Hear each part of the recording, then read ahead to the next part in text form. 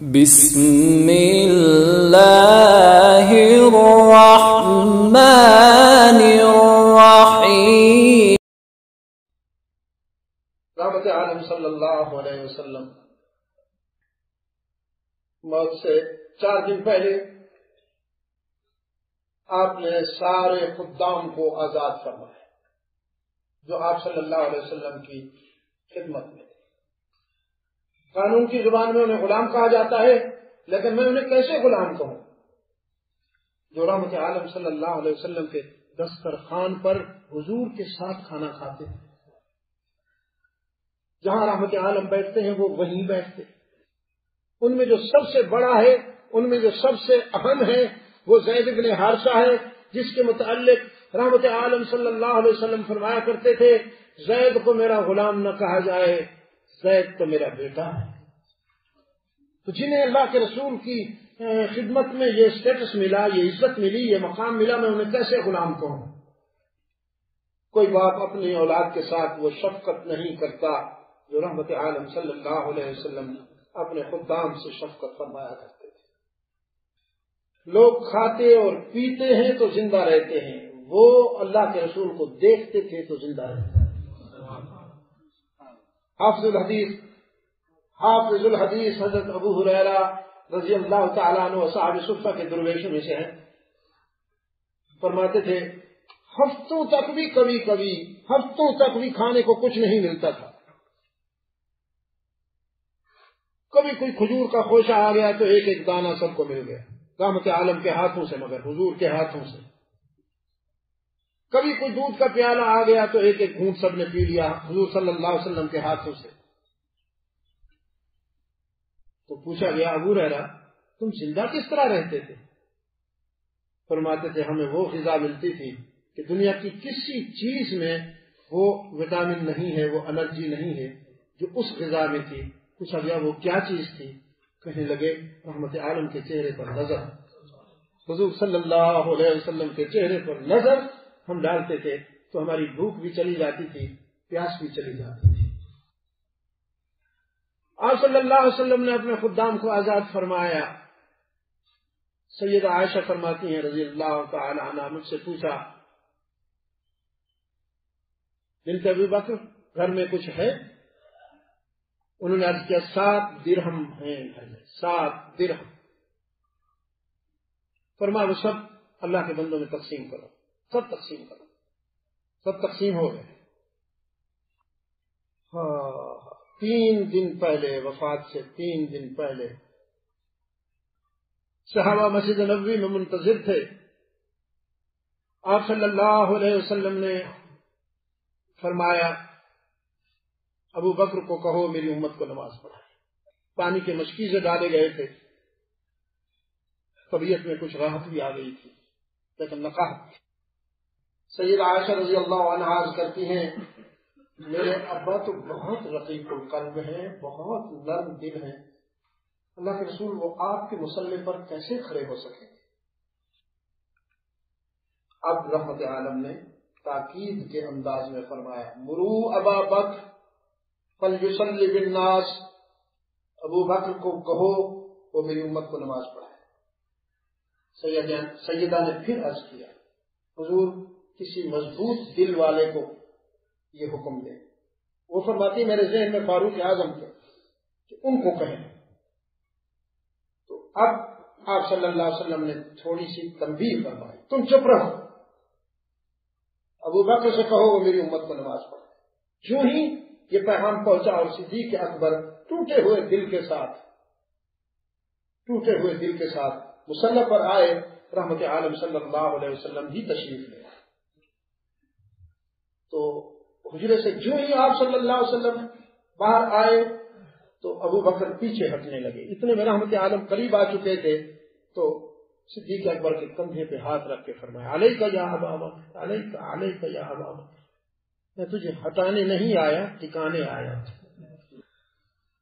ساتھ بیٹھ کر آپ صلی اللہ علیہ وسلم نے امامت فرمائی، صدیق اکبر نے اقتداء کی۔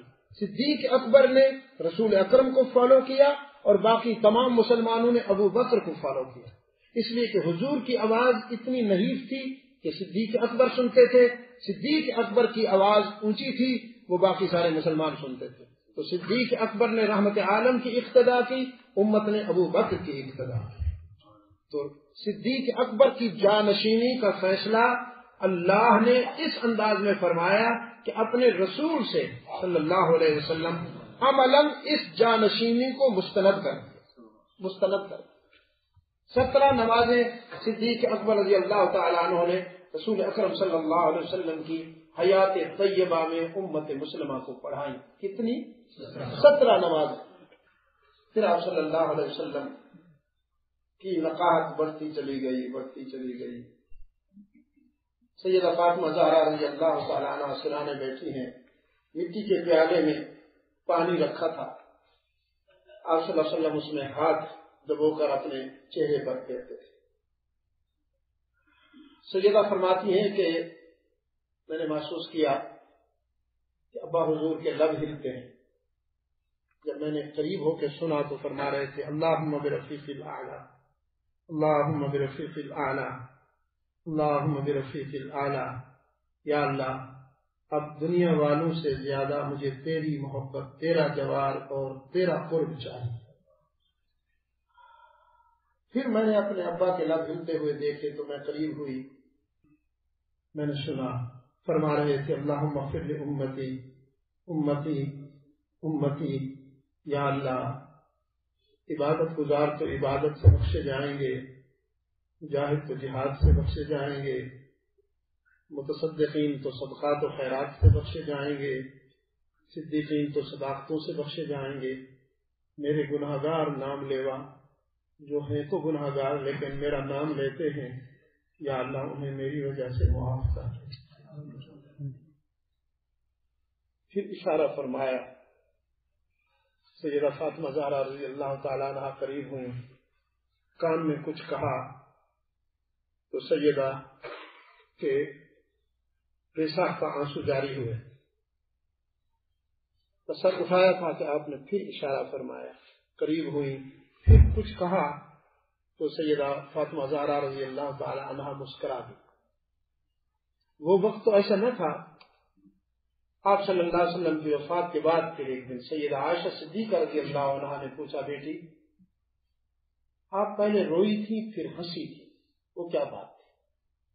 تو سیدہ فاطمہ زہرا رضی اللہ عنہا نے بتایا پہلی مرتبہ جب ابا حضور نے مجھے قریب ہونے کا اشارہ کیا تو میرے کان میں فرمایا فاطمہ میں دنیا چھوڑنے والا ہوں تو میری وفات پر صبر کا دامن چھوٹنے نہ پائے میری بیٹی، اپنے غم کے جذبات میں میری تعلیم کو نہ بھول جانا، صبر کا دامن چھوٹنے نہ پائے۔ تو بے ساختہ میری آنکھوں میں آنسو آ گئے۔ پھر جب دوبارہ مجھے اشارہ کیا تو میرے کان میں فرمایا اہل بیت میں سے سب سے پہلی ملاقات تجھ سے ہوگی۔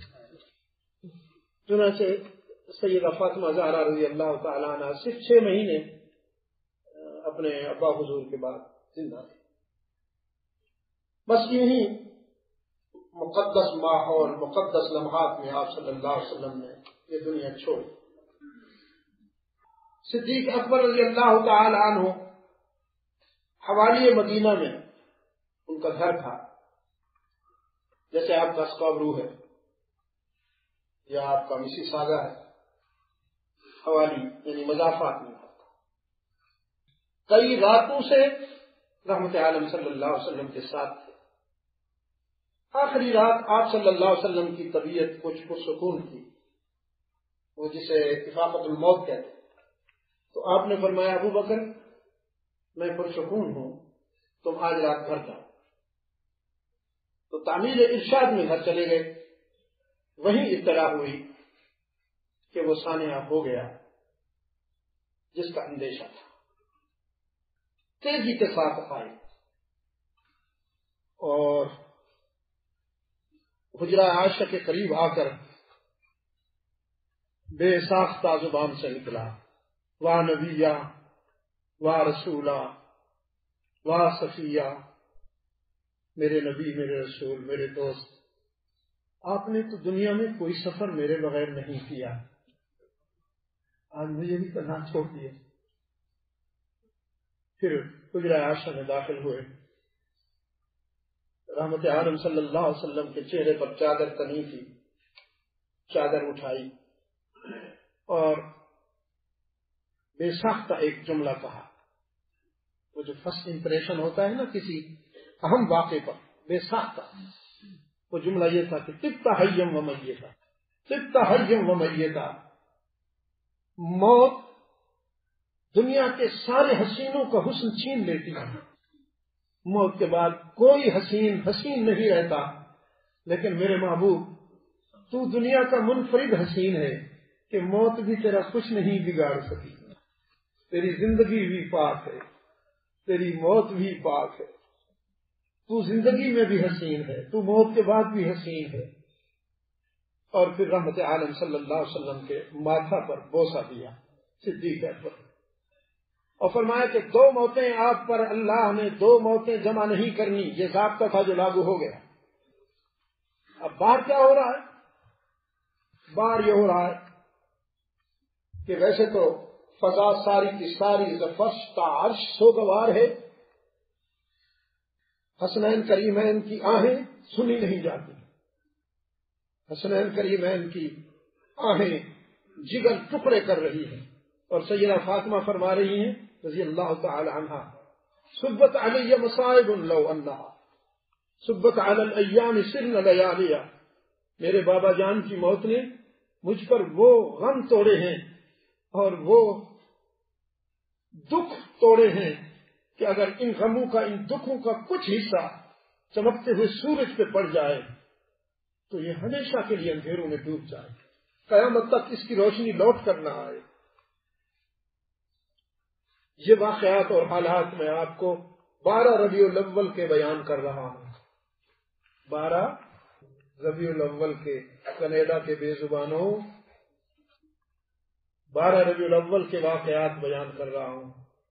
اب اس دور کے فرقہ واریت کے کھلاڑیوں نے اس دن کو عید بنا ڈالا. اس دن کو عید بنا ڈالا جس دن رحمت عالم وفات پاتے ہیں. حسنین رو رہے ہیں، سیدہ فاطمہ رو رہی ہے، مولوی صاحب ناچ رہے ہیں. مولوی صاحب قابو میں نہیں آتے.